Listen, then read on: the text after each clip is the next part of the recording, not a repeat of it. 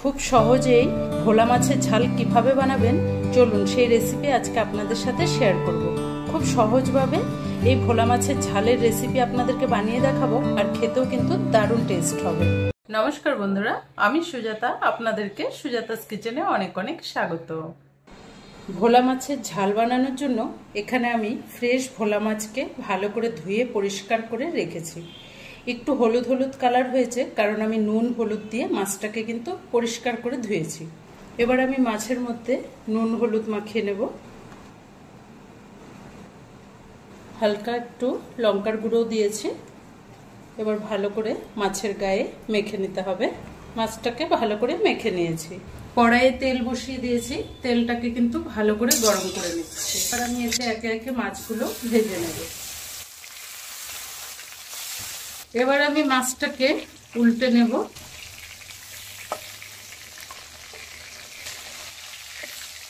সব মাছগুলো একইভাবে লাল লাল করে ভেজে উঠিয়ে নেব। মাছ ভাজার ওই তেলের মধ্যে দিয়ে দেবো দুটো শুকনো লঙ্কা, দুটো তেজপাতা, এক টুকরো দারচিনি, এলাচ, লবঙ্গ একটু ভেজে নেব। দিয়ে দেব একটা বড় সাইজের পেঁয়াজ কুচি।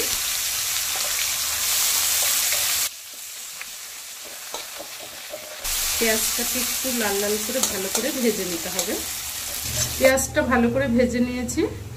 এখানে দিয়ে দিলাম সামান্য অল্প করে রসুন বাটা হাফ চামচ, 1 চামচ আদা বাটা। আদা রসুনটাকে একটু ভালো করে কষে নিতে হবে।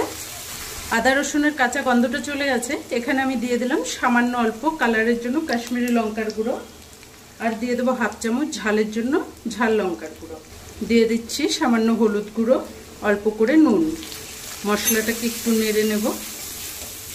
হাফ চামচ জিরে গুঁড়ো, দিয়ে দেবো হাফ চামচ ধনে গুঁড়ো। একটু ভালো করে নেড়ে নিচ্ছি। এই সময় কিন্তু গ্যাসের ফ্লেমটাকে একদম লো করে রেখেছি, নাহলে শুকনো মশলা দিয়েছি পুড়ে যেতে পারে। একটা বড় সাইজের টমেটো পেস্ট করে নিয়েছি, এবার এটা দিয়ে দিলাম। গ্যাসের ফ্লেমটাকে বাড়িয়ে দিয়েছি। এবার ভালো করে কষতে হবে। মশলাটা ভালো করে কষিয়ে নিয়েছি। মশলা থেকে তেলটাও ছেড়ে গেছে। আরও 1 থেকে 2 মিনিট ভালো করে কষে নেব। এবার এর মধ্যে দিয়ে দেব আমি এখানে 2 চামচ ফেটানো টক দই নিয়েছি, ভালো করে ফেটিয়ে নিয়েছি। মাছের পরিমাণটা কম বলে এখানে টক দইটার পরিমাণটাও কমই দিতে হবে। যেহেতু টমেটো আছে, দইটা বেশি টক হলে রান্নাটা কিন্তু একটু টক হয়ে যাবে। আমি কিন্তু দইটা বেশি টক ভাব নিয়ে নিই। ভালো করে এবার কষে নেব। সামান্য অল্প করে চিনি দিয়ে দিলাম, যেহেতু এখানে টক দই আর টমেটো আছে, ব্যালেন্সটা ঠিক হবে। আরও ভালো করে কষতে থাকবো 1 থেকে 2 মিনিট। খুব ভালো করে কিন্তু মশলাটাকে একদম টান টান করে কষিয়ে নিয়েছি।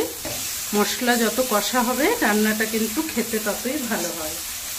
মশলা ভালো করে কষিয়ে সামান্য অল্প করে জল দিয়ে দেবো। এখানে হালকা গরম জল দিচ্ছি। যে কোনো রান্নাতে একটু গরম জলটা পড়লে রান্নার টেস্টটা কিন্তু খুব ভালো আসে। জলের পরিমাণটা আপনারা যে যেরকম খাবেন সেরকমই দিতে পারেন। আমি এখানে একদম হালকা গামাখা করে করব। ঝোলটাকে এবার ভালো করে ফুটিয়ে নেব। ঝোলটা ভালো করে ফুটে গেছে। এবার আমি মাছগুলো ছেড়ে দেব। মশলাটা যেন মাছের গায়ে সুন্দর মতো ঢুকে যায়, 1 থেকে 2 মিনিট ভালো করে ফোটাবো। একটু ঢাকা দিয়ে রাখবো। 2 মিনিট ঢেকে রেখে দিয়েছিলাম। সুন্দর মতো কিন্তু রান্নাটা হয়ে এসছে। এবার আমি উপর থেকে বেটে রাখা গরম মশলা দিয়ে দেব। বাটা গরম মশলাটা দিলে কিন্তু রান্নার টেস্টটা আর সেন্টটা খুব সুন্দর আসে। 2-3টে কাঁচা লঙ্কা দিয়ে দিলাম। তাহলেই কিন্তু আমাদের ভোলা মাছের ঝাল একদম রেডি। এবার আপনাদেরকে ঢেলে সার্ভ করে দেখাচ্ছি। তো এবার দেখুন রান্নার পরে এই ভোলা মাছের ঝাল দেখতে কতটা সুন্দর হয়েছে, আর খেতেও কিন্তু ততটাই টেস্টি হয়। তো আজকের এই ভোলা মাছের ঝালের রেসিপি আপনাদের কেমন লেগেছে কমেন্ট করে অবশ্যই জানাবেন। যদি ভালো লাগে চ্যানেলটাকে একটা লাইক দিয়ে অনেক অনেক শেয়ার করে দেবেন। ধন্যবাদ।